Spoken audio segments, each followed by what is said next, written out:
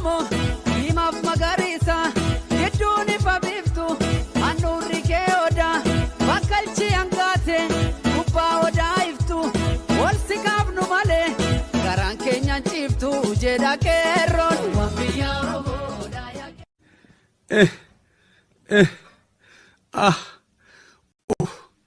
Eisa sirkub يا دكتورتي متى خناس قطو فراتيتما بكلام النساق قريت دويدات ناس صوفتو فراتيتما برك النباسه قتيتي في هركا خناس جرمو ما قدراتي نديدك غرا خنتاتو هامتو فراتيتما نسينخ بكبيراو بكنان دكم نجرازه يا دكتور مدي قديم فابر كيامتي وي ايغا خنتي مالتو سيدي بري ابنا ولا نتو harma keenya ulaalu beektu silaa ammanni jigutti silaa kaampaas kanatti harma shamaraa yoo dhaabbate malee jaallattan yoo eenyutu akkasedhe nun yoomi jigaa fi dhaabbatan adda baasne nun kuni diinaadha oduu diinaadha kuni shira diinaadha kun gargar nu baasuufitu xaxamaara malee kana immoo adda baafannee irratti dammaquu qabna nun kun malee nun dhaabbataadha jigaadha waan jennu tokko waan addaan baase tokko iyyuu hin qabnu nun uff beeknee addaan baasu jechaa jirta akkamitti adda baasna yoo utubduun jirtu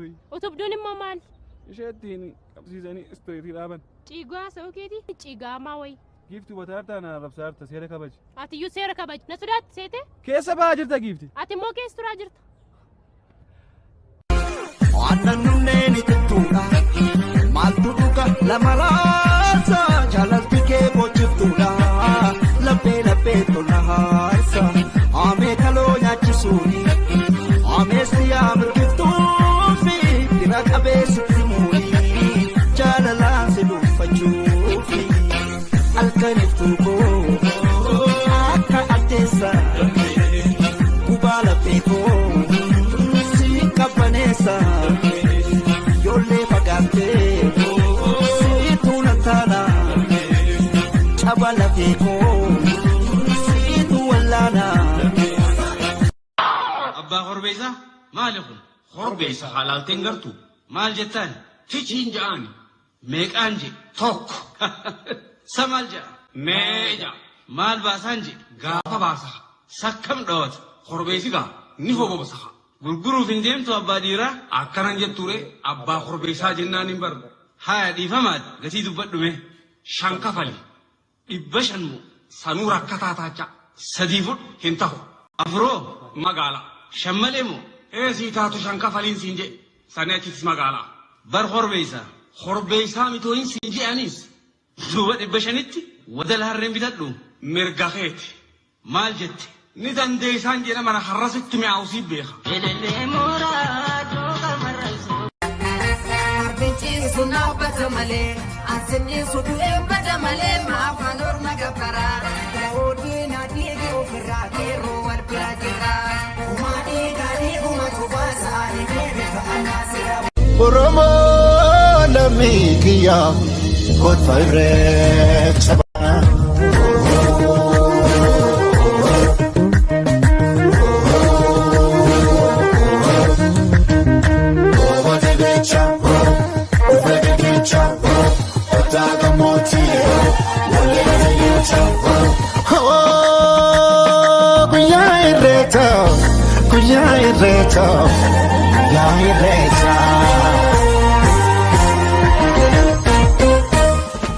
Oromoon turuu faayaan babbareedani ijoolleen abbaa gadaa wal keessa arreedani guyyaa dardaraa dubree jaalalaan walii sirbu guyyaa garaan hammaatee wal biraa sokku.